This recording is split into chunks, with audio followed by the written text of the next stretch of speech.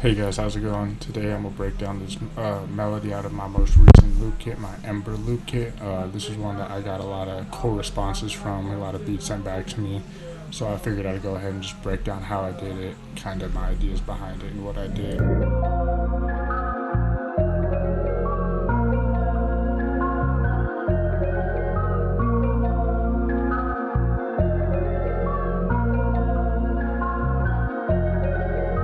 So let's start off with the first sound. I'm going to turn all these off just so my shit doesn't crackle too much while I try to play these for you. So we started off with this from Analog Lab.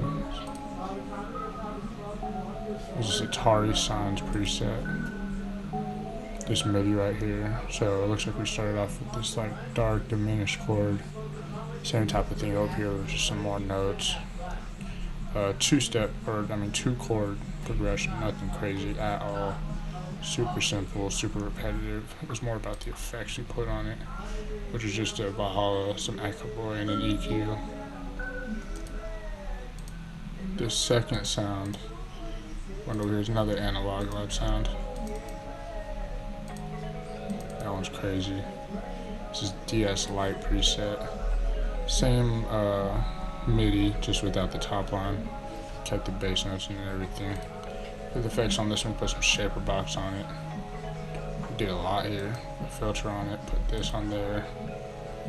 I don't even know what this is, some width thing. I think this might have been a preset, honestly. This looks kind of wild. Did that on there. Did that. Added the EQ. And some loud control just to kind of play with it, add some detail. Play these two together real quick.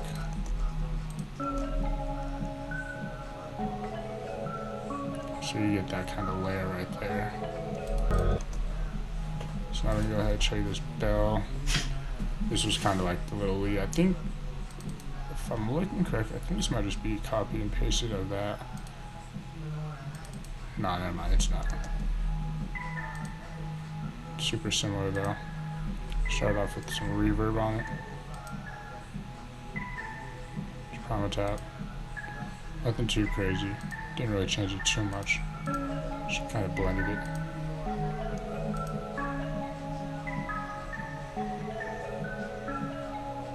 So there's some cool vibes though. Next we got this bell right here. Or whoops. Let me show you what this sounds like the effects on.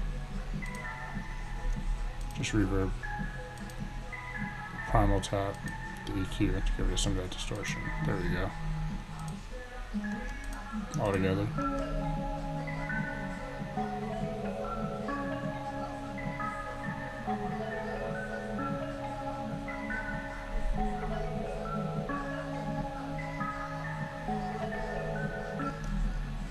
I'll show you this third layer right here. It's a one shot.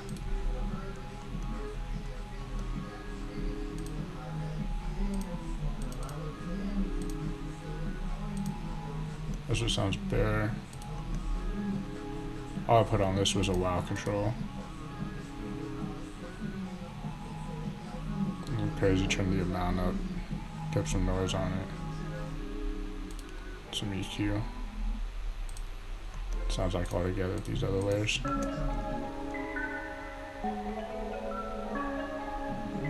can kind of hear it underneath. It adds a lot. It adds some detail, not a lot of detail, but it does add some depth. Now we got this synth right here. This is a pretty cool sound. Turn on the effects for it. Super in the background. With just reverb on it. With the shaper box. Got these two things going on here. Reverb on it, blended in. Here's how it sounds all together with the other layers.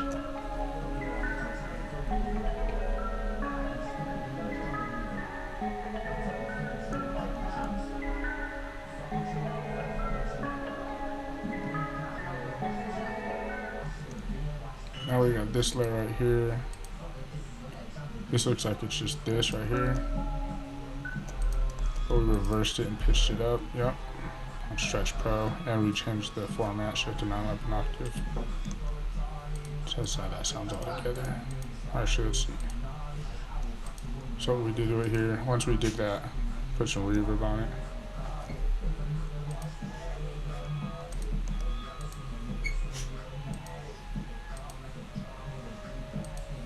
Shaper box too, we just put a halftime on the shaper box effect.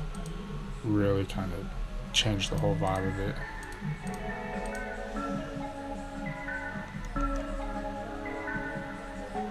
Just in the background, something you kind of feel, you don't really hear it, but you just kind of feel it. Add some depth to it. Next you got this texture.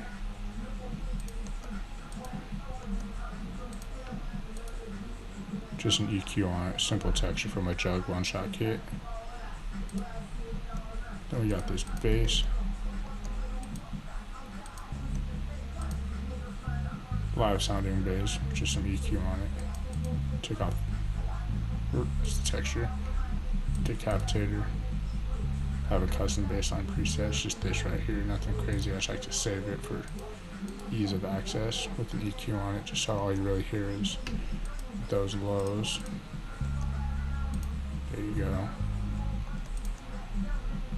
And this is how it sounded all together before I exported it and played with the pitch and stuff.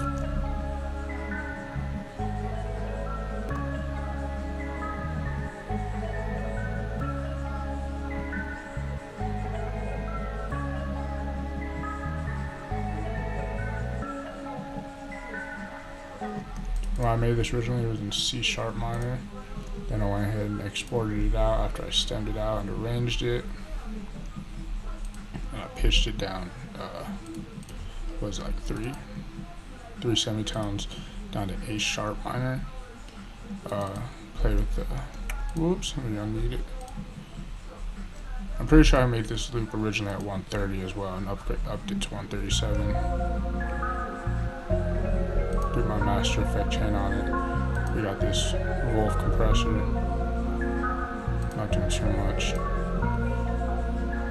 This radiator is kind of widening it a bit. Got a radiator, it's making it a little warmer. All the way up at the wet. Oh wait, I got the noise turned off so it's a little cleaner because I got other things making noise. Like this tape machine got making a little noise. I really like this from Waves, it's a good tape machine. The Kramer tape. Yeah, a lot of good presets, a lot of cool sounds you can get out of it. Then you had this good hertz wow control. And then with all that on it, it's how it sounds. It's a little more distorted, a little more vintage. It just sounds a little more authentic, a little more sample-like.